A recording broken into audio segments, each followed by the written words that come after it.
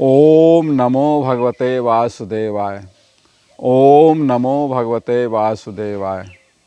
श्रीमद् भगवत गीता के तीसरे अध्याय का 17वां श्लोक है। यस्तु आत्मरतिः स्यात् आत्मतृप्स्य मानवः आत्मन्येव च संतुष्टः तस्य कार्य न विद्यते।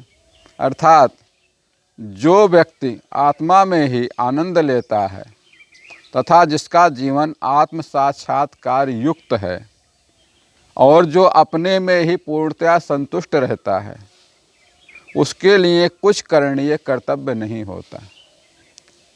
ये तो हो गया इसका अर्थ मित्रों।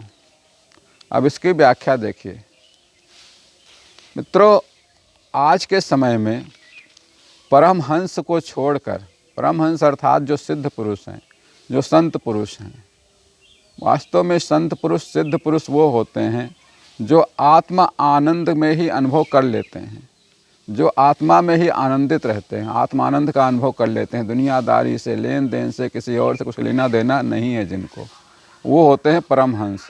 बाकी दुनिया के लिए, सभी लोगों के लिए कर्मयोग अपरिहार्य है।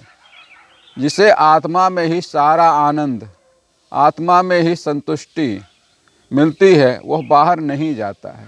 उसे खुश रहने के लिए, संतुष्ट रहने के लिए, आनंद लेने के लिए अपनी आत्मा में ही रहता है, उसी में खुश रहता है, उसी में मस्त रहता है, वो उसी में मगन रहता है, आत्मानंद में ही मगन रहता है।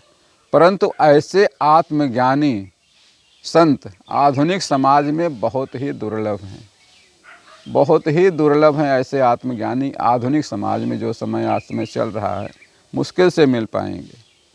बाकी सभी को यहाँ का आत्म आनंद की स्थिति प्राप्त करने का प्रयास करना चाहिए।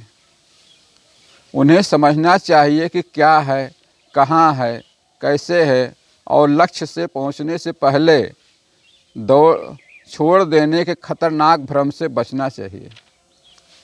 मित्रों, क्या होता, कई लोग कहते हैं कि हमने कर्मों का त्याग कर दिया सब कुछ, लेकिन जब तक आप आत्मानंद का अनुभव नहीं करेंगे, तब तक कर्मों को छोड़ करके, त्याग करके भी आपको सुकून नहीं मिलेगा, सुख शांति नहीं मिलेगी। परेशान ही परेशान रहेंगे हमेशा।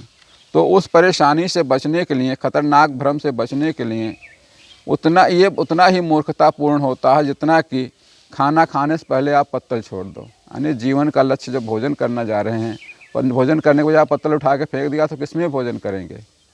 वही चीज़ होती है, जब आत्म आनंद नहीं रहता है तो आप क्या करेंगे, सरतार छोड़ करके संसार में ही लगे रहेंगे। आज का मनुष्य भोजन और इंद्रिय सुख से बढ़कर किसी चीज़ की कल्पना ही नहीं कर सकता। जीवन का सच्चा आनंद खो गया है। आत्मिक प्रसन्नता एवं हृदय में सदैव विराजमान रहती है।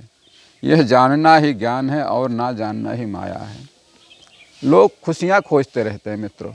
खुशियाँ कहाँ हैं, क्या हैं? आपके अंदर ही हैं, आपकी आत्मा में ही खुशियाँ हैं, आपकी आत्मा में ही आनंद हैं। वो हमेशा विद्यमान रहते हैं, हमेशा विराजमान रहती हैं। जितना भी आप अंदर की यात्रा करेंगे, अंतर यात्रा बोलते हैं, अंतर यात्रा करते करते ही आप बहुत आनंदित हो जाएंगे, आदिष्ट हो जाएंगे। बस मित्रों, आज के लिए इतना ही। इसके आगे कल फिर मिलेंगे। तब तक के लिए श्री कृष्ण शरणम मम, श्री कृष्ण शरणम मम।